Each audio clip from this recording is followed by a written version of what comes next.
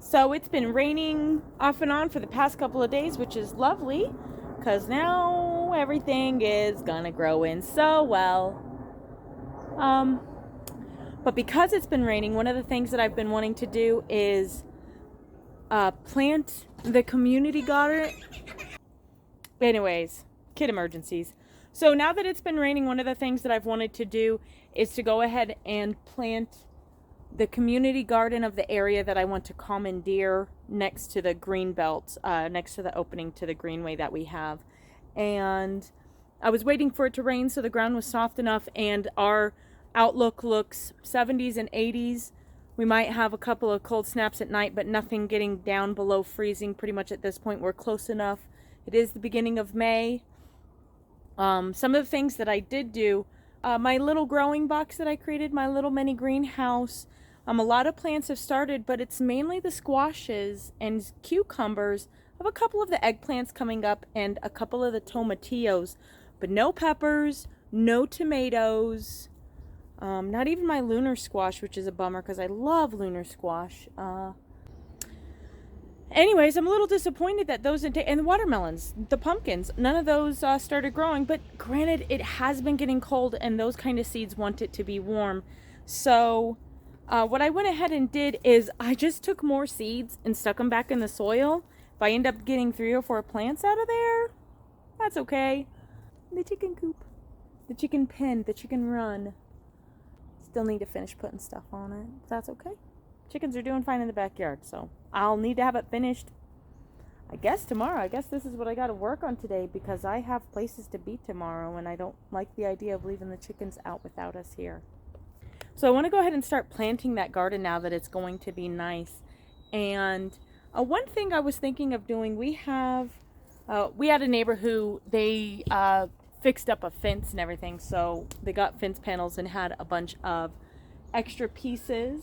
And I think what I'm going to do with these extra pieces is cut them up into, I think they're the 4-inch wide ones or so, 6-inch wide ones, and just make it like 3-4 inches tall. And we're gonna paint some pictures on it of the different varieties of things that we plant. So in the community garden, there's signs, and so I am gonna start getting these cut up so the kids can help us. Come on, let's go. Okay, I think I've solved my problem instead. Well, solved my craft. So I was going to use those wood panels. I just didn't like how wide they were.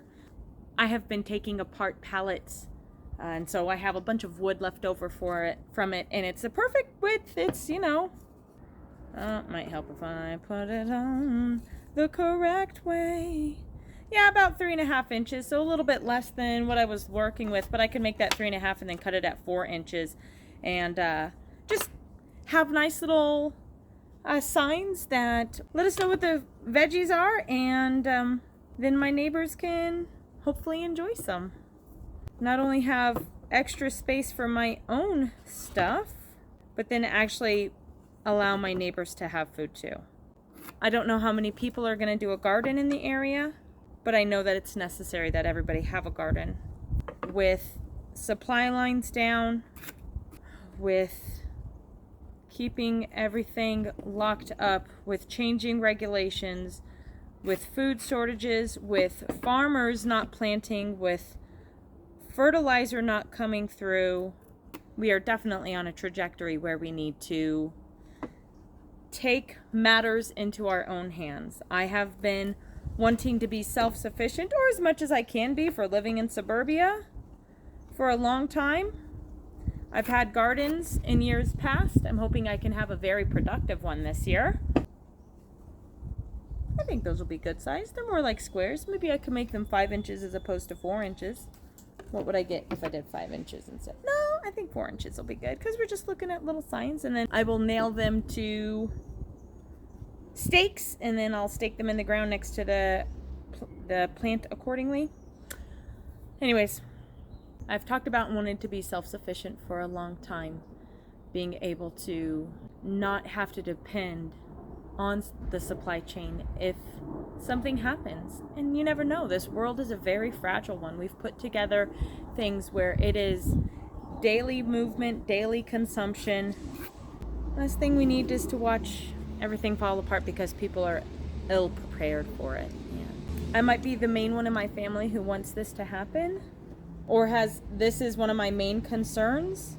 But I'm the mother of the family. I'm the caretaker. My husband is obviously also a caretaker, but his role is securing our financial stability. I utilize his financial stability to make our lives as stable as possible, to ensure that we have food to drink, water to eat, a beautiful home, children well cared for, well taught and well read, understanding of the world around us. And I don't want to see that effort go to waste. I don't want to see this to be all for naught. I don't want the world to fall apart. I would like to see this make a change to where we can do more regenerative farming, not use such fossil fuel impulse. I don't have a problem with fossil fuels. I know a lot of people do. I wouldn't have a phone without them. You wouldn't have paneling on your cars, all your computer and electronic systems.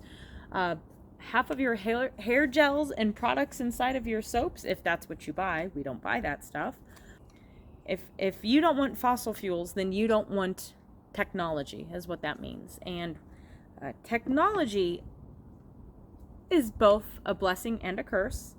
It allows for wide-scale communication, wide-scale innovation, but it also has its downfalls. You know, children are having a harder time making and keeping friends, making close friends. You can have lots of acquaintances, lots of people that you talk to, but nobody that you're truly intimate with. And even for me, that's difficult. I don't really have an intimate friend, obviously, besides my husband, and he is definitely my best friend and my closest ally, the one who understands me most. It'd be nice to have a girlfriend every now and then to chit-chat with. And that's on me. I'm here.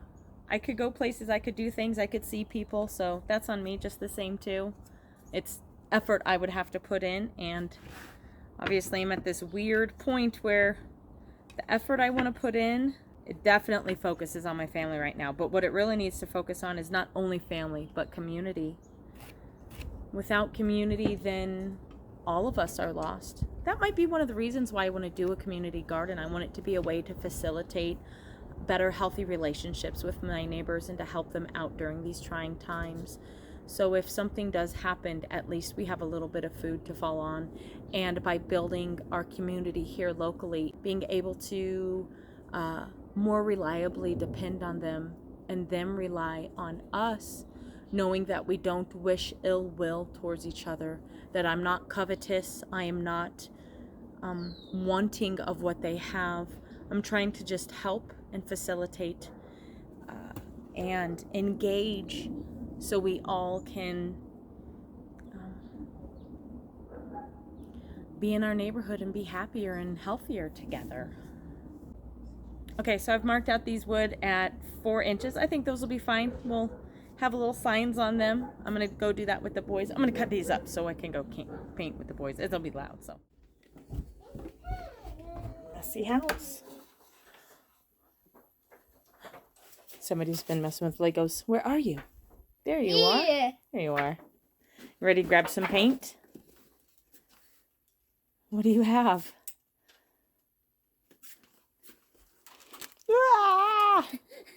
It's a crazy creeper monster. Ah! Don't do that. Already, our box of paint.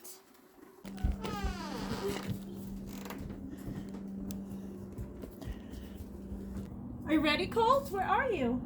Oh, you're balancing. Have fun balancing, for sure. Oh, and you're getting everything out. Do you have all the colors? You have red, orange, yellow, green, and purple. The only thing we don't have out is blue. We got a little bit of this yellow, too. Did you see it? Yeah. I tricked you. I tricked you. Alrighty, Colt, are you going to come? So we need to paint tomatoes and cucumbers and squash and pumpkins. Very good. Okay, so let's put red on here.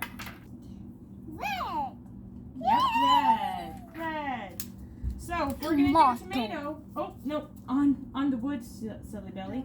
Here is a paintbrush. So choose one, and now make it a big circle, buddy. Mom, can I make tomato? Please do. Mom, don't forget the Green leaf on top? leaf, yeah. Yes, sir. I'm painting my hand a tomato. You are. So you made a tomato, right? Yeah. Alrighty, so we'll let this dry for a minute. And then from there, we'll be able to put on the leaves to make it look like a tomato. So do you know why we're making these signs, Colt? No. You don't? Well, we're going to make a garden. We want to be able to know what we put in that garden. And we're going to make a garden for our neighborhood. We want the neighborhood to know what we plant. Come here, let's go inside real quick. We'll do it. Okay, Colt, what you need to do now is shake up the bottle of orange, pour some out so we can paint a pumpkin. Do you think you can take care of that? Yeah. Awesome.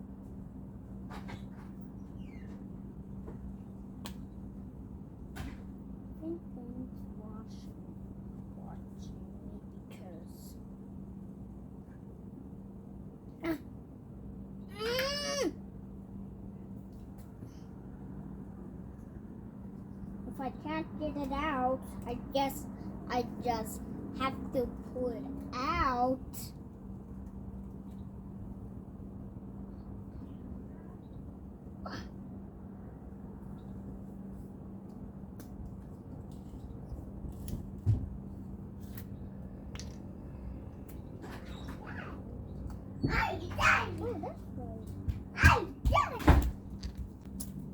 You couldn't open it? Let me help. I can open it. Oh, it had never been opened before? Yeah. Oh, that one. Orange. Okay, orange here for everybody. Alrighty, so it's later in the afternoon. Baby's taking a nap. Was washing dishes. Got food crock potting.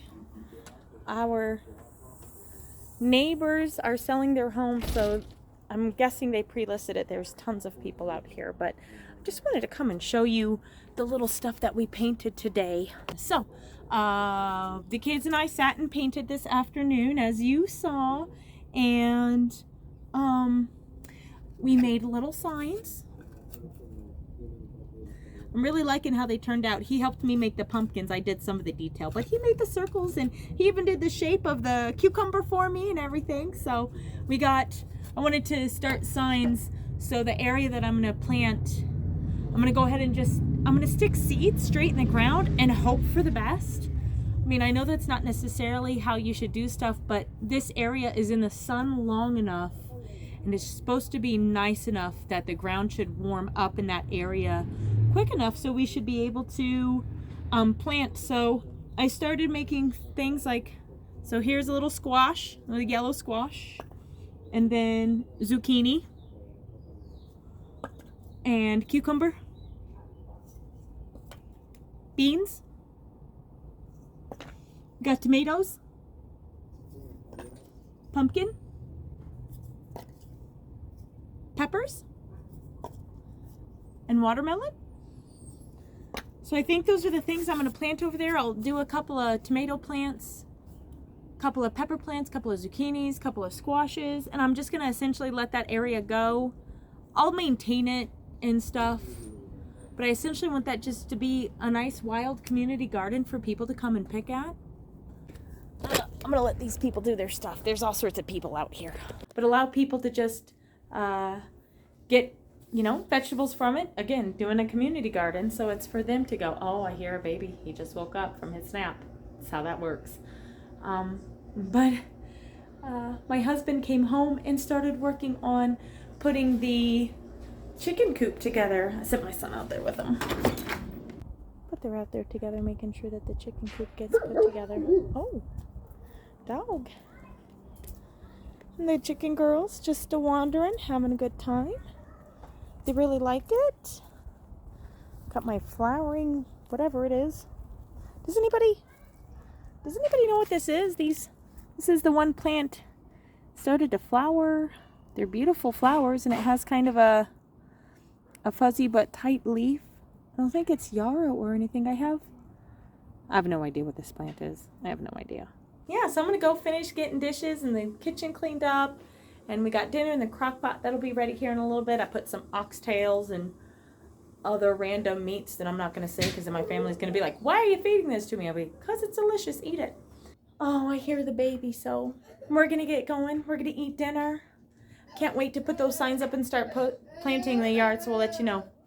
Everybody go have a great day. Go catch your piece of the rising sun. I'm going to get mine. And it's awake, grumpy baby. See you later, y'all.